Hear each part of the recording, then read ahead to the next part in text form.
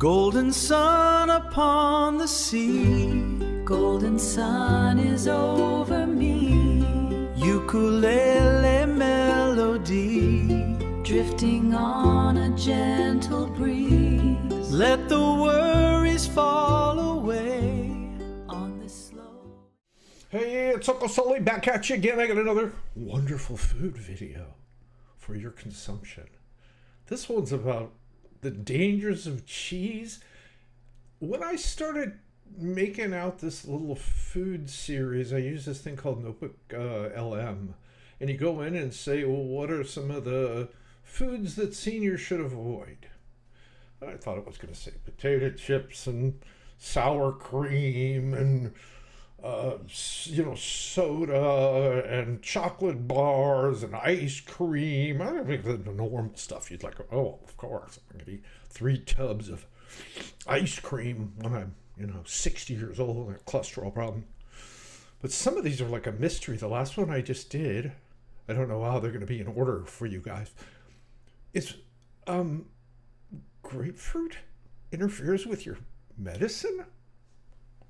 God, maybe I'm locked in a closet, but so this one's all about the dangers of cheese. I should be showing you my background cheese video that I made. I put these cheese things together so we can, while we're talking, you can look at very entertaining things that have to do with cheese. This was kind of nice. You can get this from this place called Envato Elements that I subscribed to. I did it because I used to make websites back in the day, and I just kept the subscriptions like $100 and something a year, but tons of great video. Put all this stuff together. Next time I do this, I'll put music in. So there's some beautiful music, maybe some Hawaiian ukulele music in the background, very romantic. Anyway, let's pop right on to see what the dangers of soft cheeses. Let's get right into it. In this clinical briefing, we're going to tackle a really important topic. Whoa. I didn't know we were going to have a clinical briefing. Get out your notepads. I'm going to write some crap down in my journal. My clinical briefing. I made it. Me. With AI. Clinical briefing. So, take this to your doctor. Risk of foodborne illness in our patients aged 65 and over. And to really understand the gravity... Again, 64 and a half, you're totally safe. Is that what they're trying to say? I question this already. Let's keep going. Let's start with a number. 128,000. That's how many hospitalizations foodborne illness causes in the United States every single year. And that's just the baseline before we even start breaking it down by age or risk factors. I think that's about as many ex-wives as I've had. The annual impact is just staggering. We're talking about 1 in every 6 Americans getting sick. It's responsible for 3,000 deaths. And the economic hit? A massive $15.6 billion. So you can see, this is not some minor issue. It's a major public health challenge. But for our focus today, we really need to zero in on this critical point. Our older adult patients are disproportionately affected. They're facing a much higher risk, not just of getting sick, but of ending up in the hospital or even dying from these infections. So the big question is, why? And that's exactly what this briefing is going to explore. So, here's our game plan. We'll start with the overall clinical landscape, then dive deep into the physiology of the at-risk patient. We'll put a spotlight on a particularly nasty pathogen, Listeria monocytogenes, look at a surprising environmental risk factor, and then wrap up with some really practical counseling points you can use in your own practice. Okay, let's start by looking at the why, the underlying physiology. The reason older adults are so much more vulnerable really comes down to the normal, predictable changes that happen in the body as we age. First up, let's talk about the GI tract. As we get older, things can kind of slow down. Food might stay in the GI tract. I don't know anything about that. I was never in the military. Well, you guys in the military, you can tell us about the GI tract. And that gives any nasty bacteria more time to multiply and cause trouble. At the same time, the liver and kidneys, our body's cleanup crew, might not be as efficient as they used to be at clearing out the toxins these pathogens produce. And then there's the second piece of the puzzle, which is absolutely critical. It's something called immune senescence. Basically, it's the natural decline of the immune system that happens over time. It makes it harder for the body to spot and fight off invading bacteria, turning what might have been a minor exposure into a full-blown severe infection. And this vulnerability doesn't happen in a bubble, right? It's often compounded by the chronic conditions that are so common in this age group, things like diabetes, cancer, or autoimmune diseases. And it's not just the diseases themselves. The treatments, think chemotherapy or corticosteroids, can suppress the immune system even further. It's like leaving the patient with very few defenses. Okay, so to make all this Well, and hopefully a little bit of taking care of yourself will keep us from not having those things, especially diabetes. You drink a lot of sugar. Sugar and diabetes have a link. And especially when you get older, you shouldn't be drinking 8 sodas and Gatorades and stuff. I'm not saying you shouldn't drink any, but it shouldn't be a lifestyle. You should have some filtered water 90% of the time, with some of this other stuff involved. And milk, too. Watch the milk when you get older. Saturated fat, animal fat, huge glasses of fat. So anyway, we're getting sideways. Let's get back to the pathogen spotlight of Listeria carcinogenes. I don't speak Latin. I don't know what that is. Let's put a spotlight on one specific pathogen. We're going to use Listeria monocytogenes as a kind of case study to see how these risks play out in the real world. So here it is. What makes this little rod-shaped bacterium a major clinical concern is just how tough it is. You see, unlike a lot of other foodborne pathogens, Listeria can actually survive and even grow at standard refrigerator temperatures. That makes it a particularly sneaky threat. The infection it causes is called listeriosis. And look at the primary risk groups. It's exactly who we've been talking about: older adults, the immunocompromised, and pregnant women. This is not an infection that treats everyone equally. And the clinical outcomes can be really, really severe. This quote from the CDC just lays it bare. We're not talking about a simple case of food poisoning here. For these vulnerable groups, listeriosis often means hospitalization.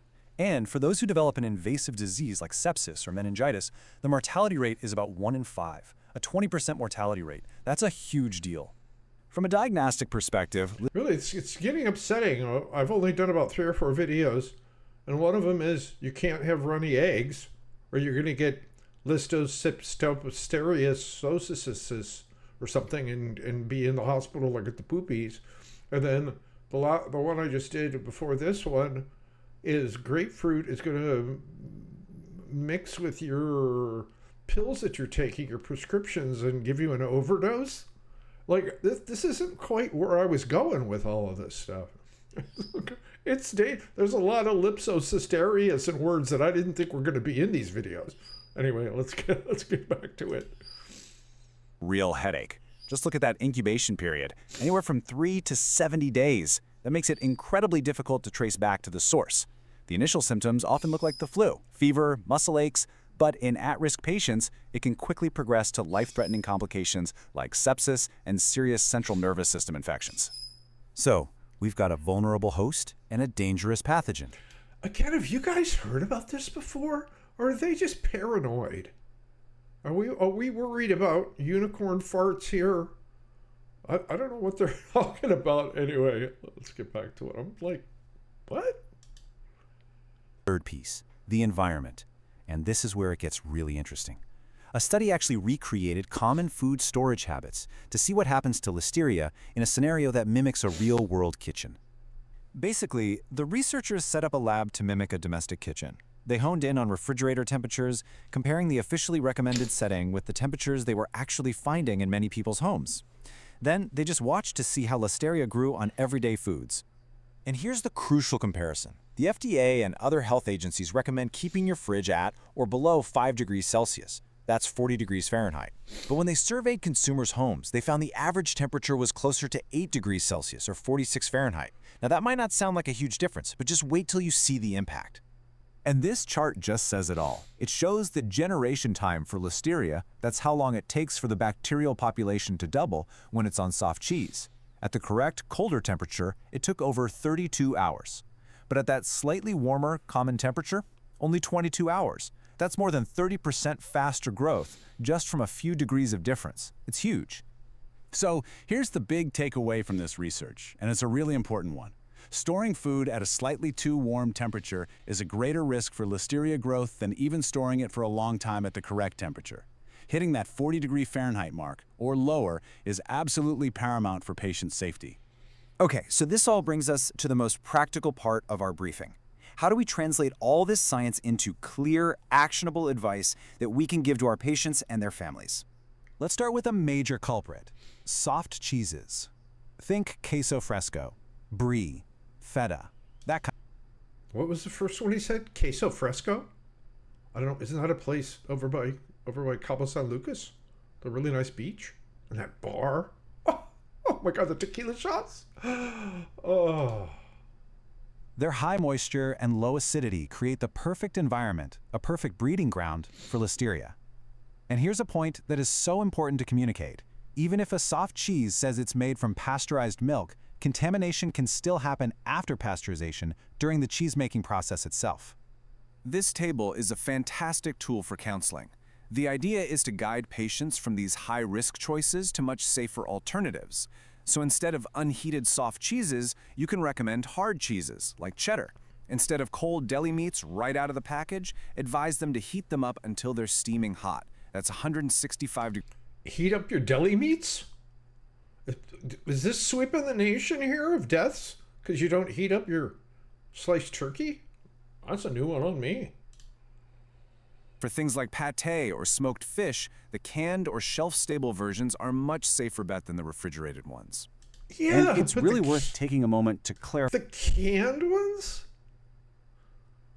instead of the fresh? Is that where they want us to go? Does and what it doesn't do. Yes, it's a critical safety step that kills bacteria by heating milk, but it's not a silver bullet, especially, as we said, for soft cheeses, where that post-processing contamination is a known risk. And any unpasteurized or raw milk products, those should be a hard no for all at-risk individuals. The risk is just too high. So, to wrap it all up, it really boils down to 4 key counseling messages. Number 1, be specific about the high-risk foods to avoid. Number 2, hammer home the importance of correct refrigeration, 40 degrees Fahrenheit or less.